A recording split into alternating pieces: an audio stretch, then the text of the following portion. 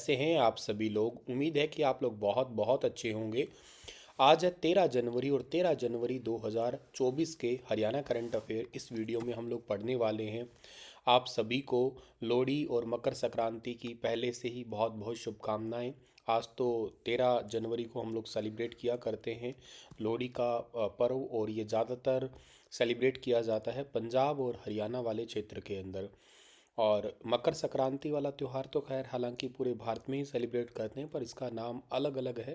जैसे कि इसको पोंगल कहते हैं कई कई जगह पे, है ना, पोंगल कहते हैं इसको। पोंगल का त्यौहार जल्लीकट्टू तमिलनाडु के अंदर बहुत इंपॉर्टेंट है। और बैलों के सींगों के अंदर सिक्कों की पोटली बांध के, और वो सिक्कों की पोटली फिर कोई खोल लेता है तो वो टीम जीत जाती है। कुछ इस प्रकार का एक सेलिब्रेशन होता है साउथ इंडिया के अंदर। ठीक है, चलिए खैर आगे बढ़ते हैं। और लास्ट सेशन के अंदर मैंने आपसे एक सवाल किया था, उस सवाल का ठीक आंसर क्या होगा कि हरियाणा के कितने खिलाड़ियों को अर्जुन अवार्ड से सम्मानित किया गया है। और इस सवाल का ठीक आंसर 3 था। इससे रिलेटेड आज के सेशन में भी एक सवाल है, वो आगे पढ़ेंगे हम लोग। आज का पहला करंट अफेयर है कि सीएम मनोहर लाल ने किस जिले में युवा दिवस पर मिशन 60,000 की घोषणा की है। 60,000 मिशन, 60,000 इसकी घोषणा की है अभी हाल ही में। कहाँ पे? कुरुक्षेत्रा के अंदर। अब आप कहोगे सर ये मिशन 60,000 क्या है और ये युवा दिवस कब मनाते हैं? देखो, राष्ट्रीय युवा दिवस तो हर साल सेलिब्रेट किया जाता है। कब? 12 जनवरी को सेलिब्रेट करते हैं, ठीक है ना, 12 जनवरी को। और अंतर्राष्ट्रीय युवा दिवस कब मनाते हैं? ये मनाते हैं 12 अगस्त को, ठीक है ना। अच्छा, मुझसे एक सेशन में ना बाय मिस्टेक 10 जनवरी को तो मैंने कहा था राष्ट्र national Hindi day, sorry international Hindi day celebrate करते हैं। और 14 सितंबर को मनाते हैं, 14 सितंबर को मनाते हैं नेशनल हिंदी डे। मुझसे बाय मिस्टेक 14 जनवरी बोल दिया गया होगा। मैंने कमेंट देखे तब पता लगा, फिर मैंने सुना वीडियो को तो बाय मिस्टेक बोला गया था। वो ध्यान रखना, 14 सितंबर को ही हम मनाते हैं नेशनल हिंदी डे। और वर्ल्ड हिंदी डे मनाते हैं 10 जनवरी को हम लोग, ठीक है। कई बार हो जाती है, तो ध्यान रखा करें इस चीज़ के बारे में भी। हाँ खैर, 12 जनवरी को क्या मनाते हैं हम लोग? ये मनाते हैं नेशनल यूथ डे। और 12 अगस्त को क्या मनाते हैं हम लोग? इंटरनेशनल यूथ डे सेलिब्रेट करते हैं। तो 12 जनवरी को मुख्यमंत्री जी ने घोषणा की है कि मिशन 60,000 कुरुक्षेत्र से की है। अब आप कहोगे सर ये मिशन 60,000 क्या है? तो मुख्यमंत्री जी का भाई सीधा सीधा एक आह्वान है कि जिन परिवार की सालाना इनकम 1,80,000 रुपये से कम है, वार्षिक इनकम इनकी कम है, ऐसे परिवारों के 60,000 युवाओं को रोजगार देने के अवसर प्रदान किए जाएंगे। मतलब ऐसे परिवारों को 60,000 ऐसे परिवारों को नौकरी दी जाएगी। इसके अलावा 60,000 ग्रुप सी और डी पदों के लिए भी प्रक्रिया आगामी कुछ महीनों में पूरी हो जाएगी। 15 दिनों के अंदर 13,000 से ज़्यादा सरकारी नौकरी बिना इंटरव्यू के मिल जाएगी आने वाले में। क्योंकि डी ग्रुप का जो आपका स्कोर कार्ड है वो पब्लिश कर दिया गया है आई थिंक। और अभी ये कंप्लीट हो जाएगा, मतलब जल्द ही ये प्रोसेस। इसके अलावा ग्रुप डी एचटेट का रिज़ल्ट, ठीक है ना, और फाइनल रिज़ल्ट। और इसके अलावा 3.25 लाख अभ्यर्थियों ने जो है ना ये एग्ज़ाम दिया था। इसमें 2 लाख से ज़्यादा अभ्यर्थी जो है ना पास हुए हैं। और ग्रुप सी की परीक्षाएं भी लगातार चली रही है अलग अलग एग्ज़ाम की। मैं खैर आप लोगों को एक बात कह देना चाहता हूँ कि साल 2024 आपके लिए बहुत अच्छा साल होगा और ये निर्णायक साल होगा। इस साल के अंदर आप लोगों को बहुत कोशिश करनी होगी। उसकी वजह ये है कि आप लोग बहुत लंबे समय से इस जॉब के बारे में सोच रहे होंगे। क्योंकि 2019 के बाद में कोई ऐसी बहुत बड़ी भर्ती आपको देखने को नहीं मिली। क्योंकि उसकी खैर एक वजह तो सामने सरकार हमें दिखाती है कि साल 2020 में कोविड आया, 21 में भी कोविड आया था, और 22-23 की प्रक्रिया तो आप लोग देख ही रहे हैं किस तरीके से चली रही है। कभी कोई एग्ज़ाम है, कभी एग्ज़ाम लेके कैंसिल किया है। जहाँ तक मुझे याद है, एक ग्राम सचिव का पेपर एक बार लिया गया, आई गेस वो शायद 2 बार लिया हो गया पेपर और कैंसिल कर दिया गया, हर बार ऐसा ही हुआ था। तो अब इलेक्शन है 2024 के अंदर। और देखो, राजनीति तो कहीं ना कहीं होती है, खैर उस बात में हम चर्चा नहीं करेंगे। मुद्दा हमारा ये है कि ये साल आपके लिए बहुत ज़्यादा खास है और ये मौका है। अगर अब मौका चूक गए तो समझ लेना आगे 2029 में ये मौका मिलेगा, और वो बहुत लेट हो जाओगे आप उसमें। मतलब 5 साल का गैप है। सर पक्का ही 2029 है क्या? वो मान के चलिएगा, कौन सी बीच में इतनी ज़्यादा कोई बहुत बड़ी भर्ती नहीं होने वाली है स्टेट लेवल पे। ये हर एक राज्य का यही हाल है, ऐसा नहीं कि आप सोच रहे हैं हरियाणा के अंदर है। बस यूँ है कि जहाँ अपने यहाँ होते हैं तो खुद की कमियाँ थोड़ी ज़्यादा महसूस होती है, लेकिन भारत में मेरे कई सारे स्टूडेंट अलग अलग जगह से जहाँ से बात होती है तो लगभग स्थिति लगभग लगभग बराबर ही है। तो आप लोगों को करना क्या है, आप लोगों को हरियाणा लेवल से एक तो हरियाणा जीके जो है ना वो बहुत अच्छे से प्रिपेयर करनी है। करंट अफेयर तो आप लोग कर ही रहे हैं, रेगुलरली करते ही रहिएगा। कंपाइलेशन वगैरह मेरी वीडियो चलते रहते हैं, आते रहते हैं, और मैं भी थोड़े रेगुलर वीडियोस आप लोगों को देने की कोशिश करूंगा। जो कंपाइलेशन वाले या पिछले 2023 का भी एक रिवीजन मैराथन सेशन हम लोग ले लेंगे। के अलावा आप लोगों के अच्छा सब्जेक्ट रहना चाहिए, आपका जीके स्ट्रांग रहना चाहिए। जीके के अंदर आपका हिस्ट्री है, पॉलिटी है, ज्योग्राफी है, ठीक है, आपके करंट अफेयर्स है नेशनल वाले, वो भी हम करेंगे यहाँ पे कवर। और के अलावा आपके पास में जो है ना मैथमेटिक्स है, रीजनिंग है, हिंदी है, इंग्लिश है, ये सब्जेक्ट है अच्छे से प्रिपेयर होने चाहिए आप लोगों के।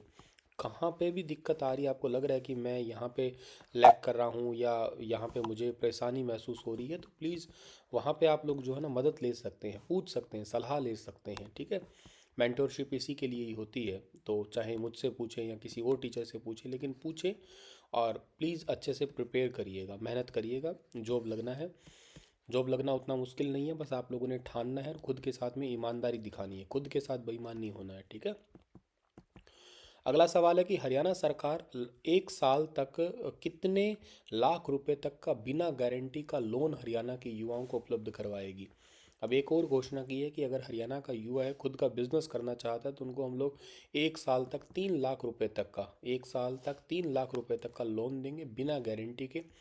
ये बैंकों को गारंटी हरियाणा सरकार देगी, मतलब आप सीधे ही युवा हैं और आप डायरेक्ट 3 लाख रुपए का लोन लेके आ सकते हैं, और उससे आपको कोई बिजनेस सेटअप करना होगा और बिजनेस सेटअप करेंगे और 1 साल के अंदर वापस चुका देंगे सरकार के।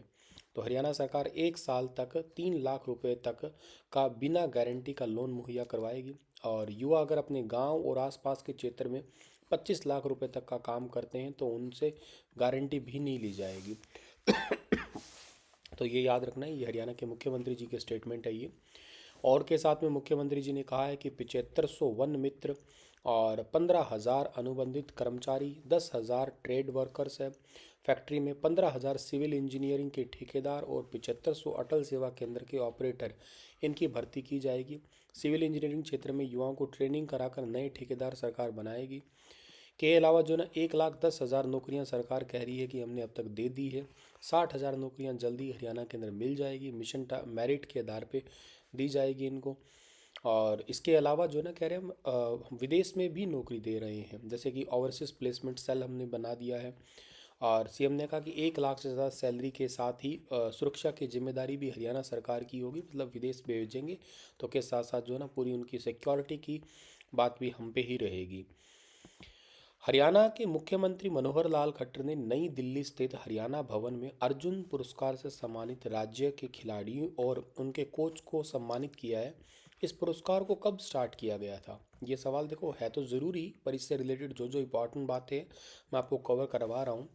तो हरियाणा के मूल रूप से 3 है, एक हरियाणा की बहू भी है, तो वैसे करके तो 4 हो गई है, लेकिन मूल रूप से हरियाणा के 3 हैं।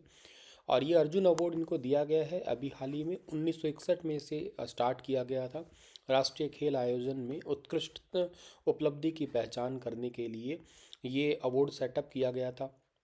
पिछले 4 सालों की अवधि में जिसने बहुत अच्छा खेला हो या खेल में बहुत अच्छा नेतृत्व किया हो, उसकी जो गेम्स जो स्किल है वो बहुत अच्छी रही होगी, गेम डिसिप्लिन बहुत अच्छा रहा हो, तो उसको दिखाने के लिए ये अवार्ड दिया जाता है।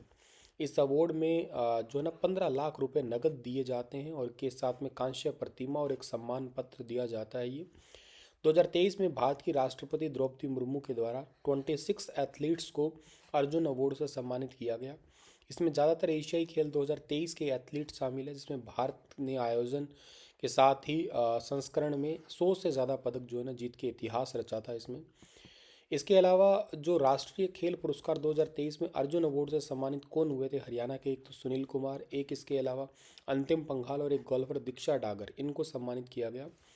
हरियाणा की खेल नीति की सराहना भी की गई है। इसके अलावा हरियाणा के अंदर प्रो प्लेयर नीति के कारण अब युवाओं को रुझान खेलों की तरफ बढ़ा भी है। इसके अलावा हरियाणा के अंदर जो है ना, युवाओं को बचपन से ही गेम की तरफ लेके जाया जा सक रहा है। गांव-गांव तक बहुत सारे स्टेडियम वगैरह बनाने की बात चल रही है, कुछ में बन भी गए हैं। बहुत सारे ग्राम पंचायतों में खेल सामग्री उपलब्ध भी करवाई जा रही है हरियाणा में। हरियाणा में खेल मंत्री कौन है? हरियाणा के सीएम ही हरियाणा के खेल मंत्री हैं, ध्यान रखना आप लोग वर्तमान में। हरियाणा और पंजाब हाईकोर्ट ने हाल ही में किस मामले पर हरियाणा सरकार को नोटिस जारी किया है? जो हरियाणा सिविल्स की एग्ज़ाम की तैयारी कर रहे हैं उनके लिए सवाल बड़ा ज़रूरी है। पेपर में लिखने के लिए, मेंस आंसर राइटिंग में काम आते हैं ऐसे पॉइंट्स। तो खैर इस सवाल का ठीक आंसर क्या रहेगा? देशद्रोह। अब ये मामला एक्चुअली क्या है? बात यह है कि पंजाब और हरियाणा हाई कोर्ट का जो सेशन कोर्ट है उसके आदेश पर एक दायर पुनर्विचार याचिका पर हरियाणा सरकार को नोटिस जारी किया है, जिसमें याचिकाकर्ता के खिलाफ आईपीसी की धारा 124A सेडिशन जिसको कहते हैं, इसके तहत आरोप तय किए गए हैं। उसने भारतीय के खिलाफ गंदी भाषा का इस्तेमाल किया है और पाकिस्तान जिंदाबाद का नारा जो है ना लगाया गया है एक्चुअली। तो ये केस है बलवंत बनाम पंजाब राज्य 1995 मामले में। सर्वोच्च न्यायालय ने दोहराया है कि भाषण को देशद्रोही करार देने से पहले उनके वास्तविक इरादे को भी ध्यान में रखा जाना चाहिए। भी एक्चुअली उनका इरादा क्यों था, क्या इरादा था, किस लिए बोला था ये।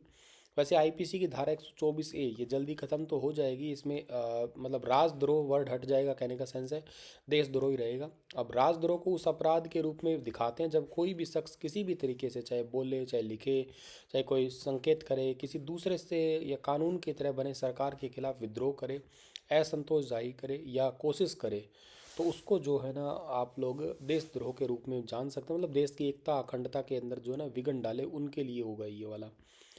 और राजद्रोह गैर जमानती अपराध है, इसमें कोई जमानत नहीं होती है, इसमें जुर्माना भी लगता है। इसमें 3 साल से लेकर जिंदगी भर तक की जेल हो सकती है।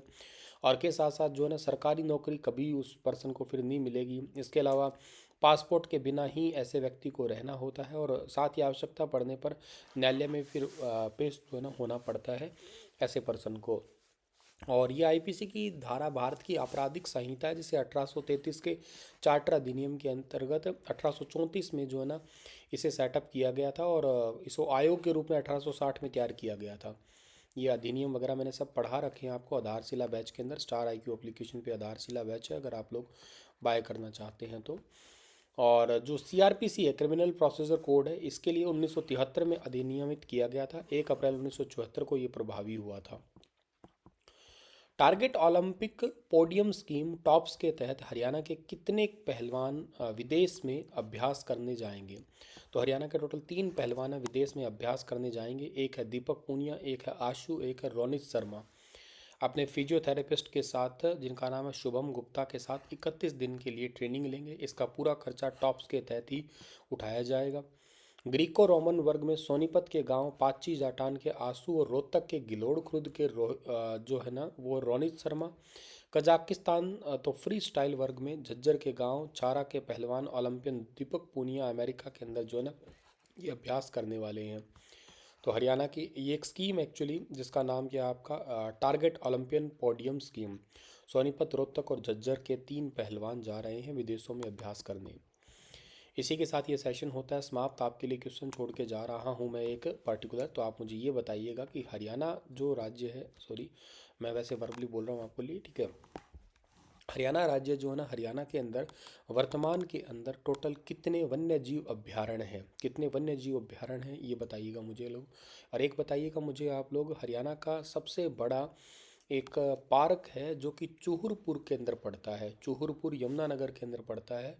तो वो किससे रिलेटेड है बताना आप लोग मुझे। Thank you so much. Stay happy, stay healthy.